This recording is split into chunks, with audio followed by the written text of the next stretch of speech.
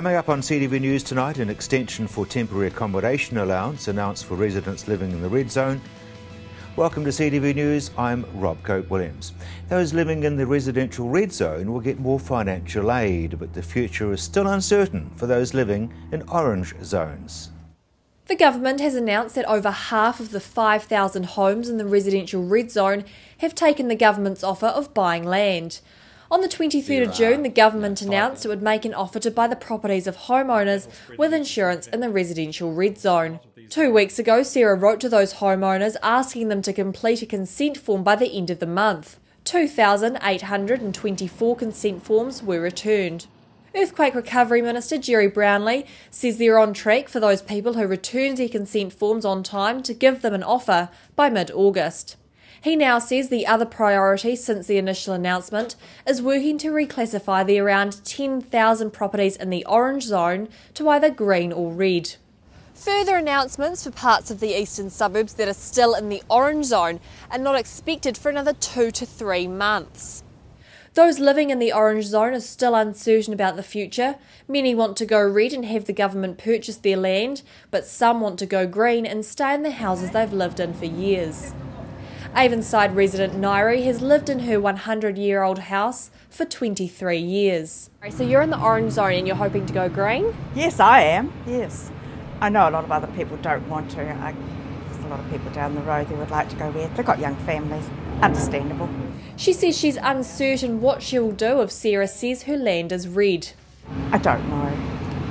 I have to see the whole documents and you have to see the papers and things of what they're going to offer you, and yeah. Do you think you've been given enough, living in this area, do you think you've been given enough information about this? I'm quite happy, yeah. I'm quite happy with what they can only do their best, can't they? It's also been announced today by Jerry Brownlee and Social Development Minister Paula Bennett that temporary accommodation assistance is available for Canterburyans in the residential red zone. Mr Brownlee says the government understands that reaching final settlement on red zone homes will take time.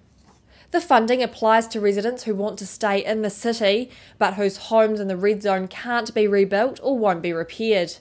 It's open to red zone residents who can't live in their home but are still waiting for either the government or insurance settlement for their home. For more information you can visit sarah.govt.nz.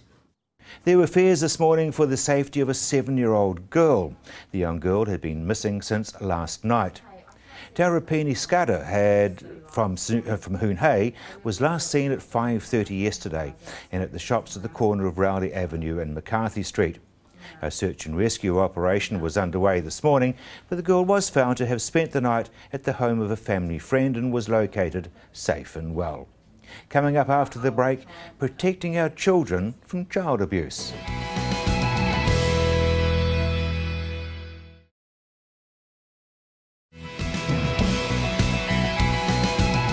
Welcome back. The Green Paper on Vulnerable Children was launched in Auckland last week, which kicked off a year-long consultation of how to protect New Zealand children from child abuse.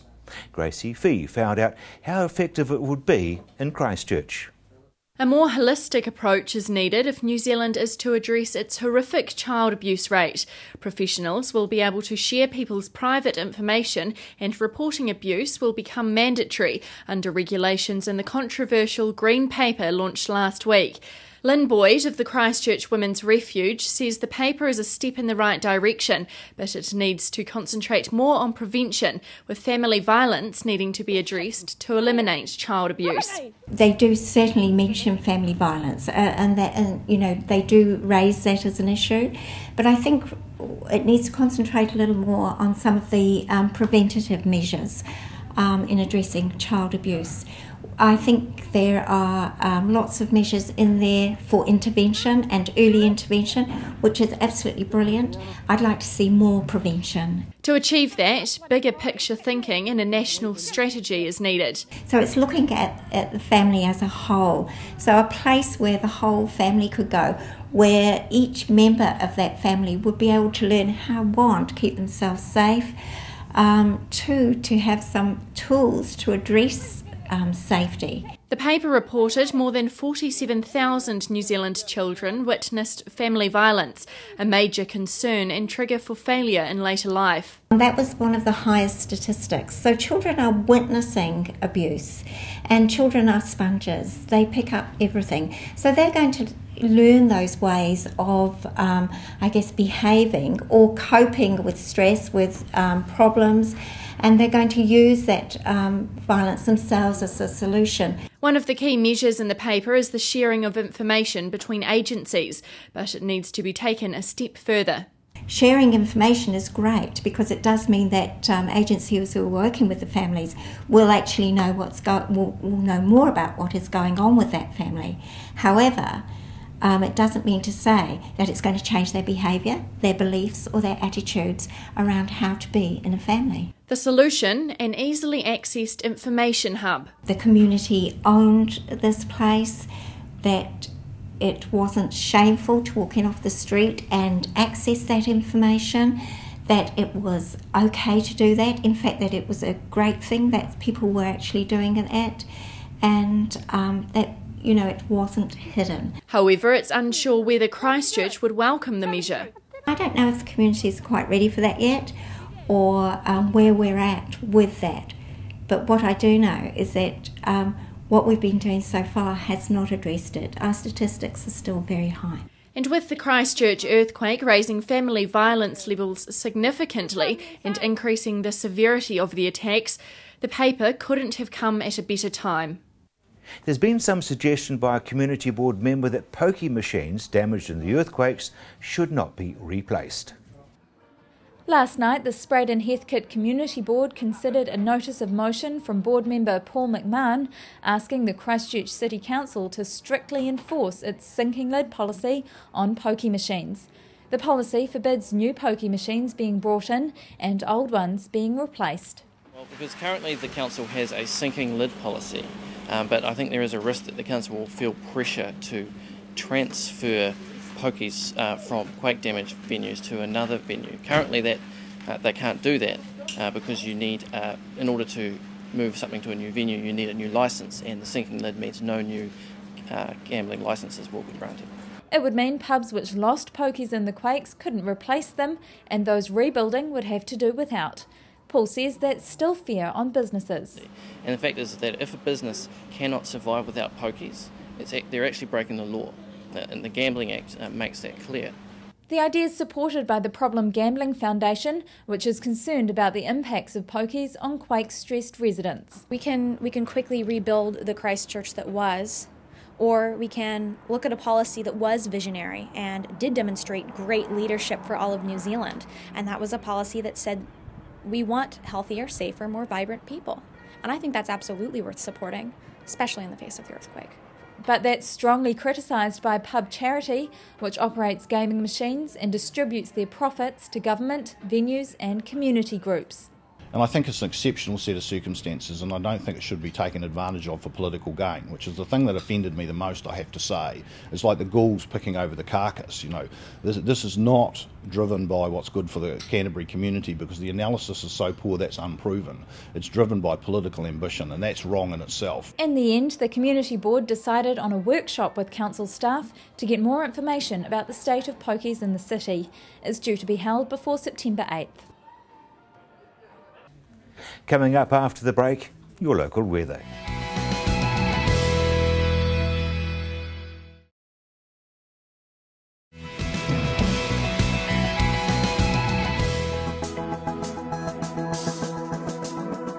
We're moving into the period of the year where we're starting to get the first shareholder meetings. It's a good opportunity to gauge how well the companies are doing. Many are doing much better than we imagined they would. And in fact, this week's edition of the Headliner has got a great story about Main Freight on its page 1, and they're pretty upbeat. They told the annual meeting that they had more margin to get in this country, and they're growing nicely here, and they also had a good story about their acquisition in Europe. On the other hand, we had a story this week about Comvita, the honey exporting business, in several countries as well, and it's not too happy about what it told shareholders last year. It thought it was a bit optimistic. So they were a little bit contrite, and we've got a story on that. Internally, we're looking at annual reports. What makes a good annual report? Shareholders are getting annual reports right now. What do we think of them when we get them? So that's a nice story to look forward to, and a good local story on Skellerup. Skellerup's going pretty well, expanding. In the wider sense, the results are still continuing through. One of our Christchurch-based companies, Kathmandu, has had a wonderful result, better than the whole retail market in general. And in fact, it's been a very difficult market for the retail sector. Those in discretionary areas like apparel have battled a little bit through the winter. We're looking at a stock here which is reporting quite considerably higher results than last year. Over 300 million this year, up about 26% in sales. They got about 18% lift in New Zealand, and the rest came from Australia. Partly to do with a good winter for them, and it's a good story, partly to do with the fact they're rolling out new stores. So we're looking at that. I guess in terms of the bigger international picture, everybody's been watching what happened in the United States this week. So what did occur? In the finish, the inevitable compromise, as their system worked, pulled everybody together at the last minute. And as a result, we had a compromise vote going through Congress. Passed in the Senate at 76 to 26. That's a big majority. Passed in the House by 269 to 161. So it didn't seem to be a lot of difference there to worry about in terms of whether or not that vote was going to get through or not. What does it actually now mean? It's been passed into law, signed off by the President. It means that we still have some issues left unresolved. There's the question of whether or not the rating agencies will downgrade the United States AAA credit rating. We wait for that. We wait to see what the markets think about the US recovery, and it's certainly going fairly slowly. We're covering that quite nicely every day on our website, which is headliner.co.nz. You can go there and follow the markets, and you'll see that we're reporting currencies as well, and our currency has been moving up and down as the US dollar goes further and further downwards. Our currency today has come back 1%. It's now trading at about 87 cents. Reid Stuyven from EQC answers some tough questions from viewers on City Life. As promised, we always have a couple of viewers' questions to fire at you. So question 1, I've been out of work since February and my husband has had his hours reduced, so we're finding it hard as we're paying mortgage and rent, plus we have had to replace some of our things on our credit cards. I got told that claims were being processed faster only if you had a need for medical equipment. The person I spoke to also said that we were supposed to wait until our claim was processed until we made any replacements, and that a television was not necessary, yet our insurance told us to go ahead and replace things if we could. Our claim is in order, complete with insurance certificate, photographs, quotes, etc. My question is, are they sorting out claims in categories, i.e. all forms completed and in order, forms missing, insufficient information, or just taking the next one from the pile? First in, first served. So if you were the first person to lodge your claim, hopefully we've settled that in terms of contents, and then we will work through the claims as they've been received. Look, in terms of replacing items, happy for people to do that, but they need to remember that it's like for like. So if you had a 42-inch TV, you can't go and get a 50. So really important around that. And look, we are keen to help those people that are in need. So the vulnerability test that we apply to everything applies here. And if we know, we can help. If we don't, we can't. So if you've got an issue, please ring 0800 damage. Be really specific about it, and then we'll get some action for you. All right. I have been classed as a green zone property from EQC, however I have a spring that pops up out of the ground in earthquakes. This spring arises in different spots and it runs for up to 2 days at a time. As you can imagine, this causes a lot of flooding. I dig trenches for the water to flow out of my property. Twice this has caused sinkholes in my backyard. I've attached some pictures. My question is, how can I sell my property as a green zoned property when it has problems with the land? I've tried unsuccessfully to contact Sarah, no one returns my calls. What can I do?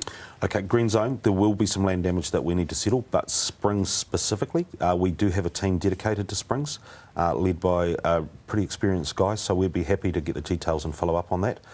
And again, through the green zone, there will be land damage issues that EQC have to address, and that will be by way of settlement or repair if they're small. So, yeah, we've got a bit of work to do there as well. Okay. There has been some very bad flooding since last September due to the ground slumping, and last week the road gang arrived to do the repairs. It took 3 days to complete, but we still have the same problem. Who is being held accountable for this work? For the roads or for the land? It says for the roads, must be outside the house. A council issue, really. Nothing. EQC only cover residential property, so all the roads really need to contact the City Council, I would have thought. Okay, and I've got a question myself. Okay. My sister has had a baby. She has contacted the EQC, EQR for the home heating help. Yep. They've lost their main source of heating, which was a fire, a gas fire. They were in conversation with them up until May. When the conversation stopped over email, she kept emailing them back. Still no help. They've got a brand new baby, less than a week old. They're living out of one room now because that's the only room that's got the heating. What are you doing to help her? Well, really disappointed to hear that communication stopped, so I'd like to follow up on that for a start. But certainly, if there are heating issues, we want to help. Your sister falls right into the category that we want to ensure are warm through the winter. Look, Fletchers have completed over 9,000 installations. And they're continuing to install, but where people are vulnerable, we really do want to help. So it's 0800 damage Canada, and we will follow up. If I know, I'll follow up on your sister personally, make sure that happens. But for other people in the community, if you've got a neighbour or a sister, please ring us. We can't help if we don't know. Riccarton is about to host 3 major race meetings, so the track is the main focus. But how do they get it right in the middle of winter? Well, all we do, Rob, is we once the horses are finished, we put the divots back in. Then we go along with a soil cart with some grass seed, and we fill in the holes that we have left, and then hopefully nature takes its course. 3 meetings in, 8 days? Yeah, it's a challenge, but I've saved this ground here, as you can see. There's 10 metres of fresh ground here that I haven't raced on since, I think it's the first week in May, and I believe that good horses, good jockeys and good stakes, they deserve the best part of the track. The barrier shifts? No, I'll play that by ear. I mean, if the inside of the track cuts up quite a bit, I will shift the rail out a little bit so that the horses do get the best ground.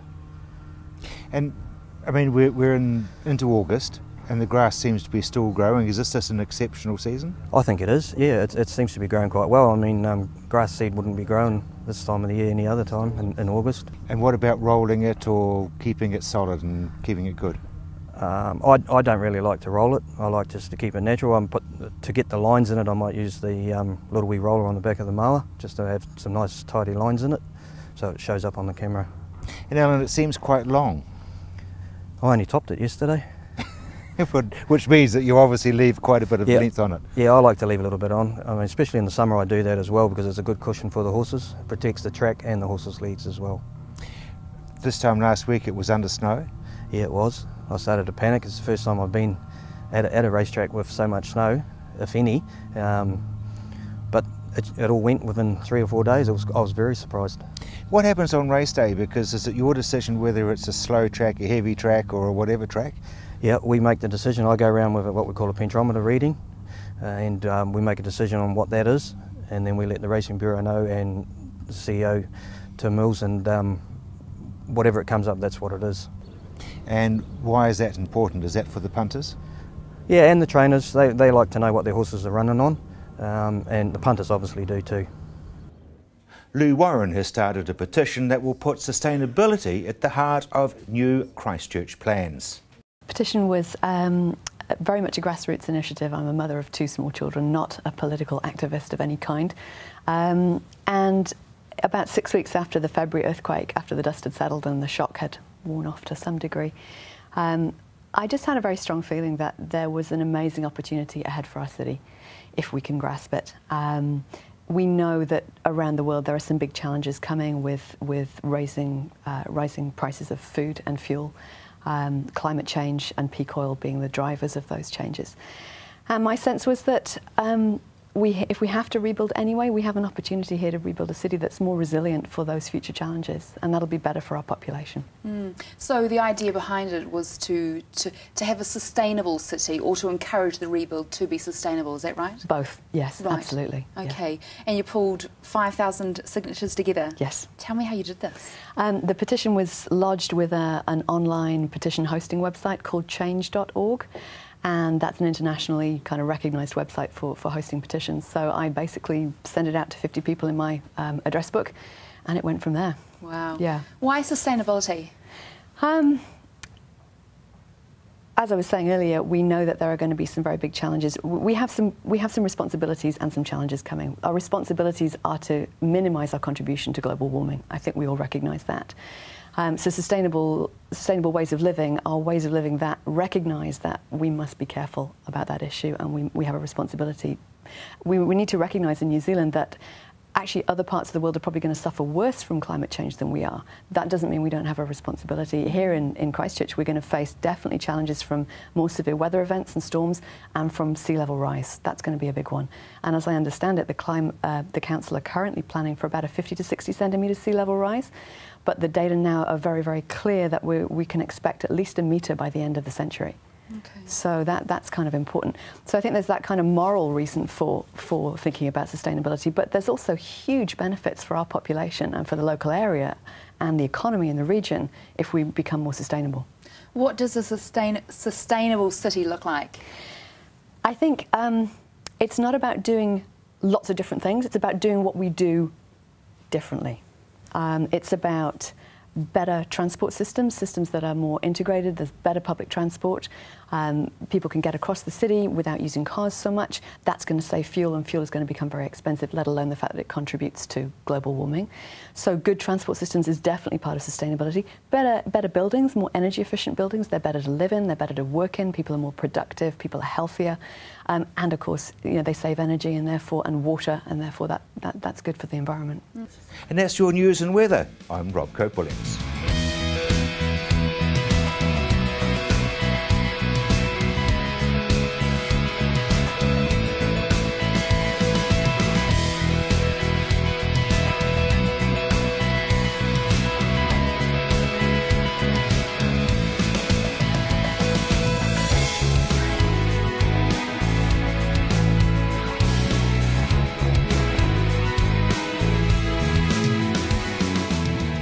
Supporting local content so you can see more of New Zealand on air.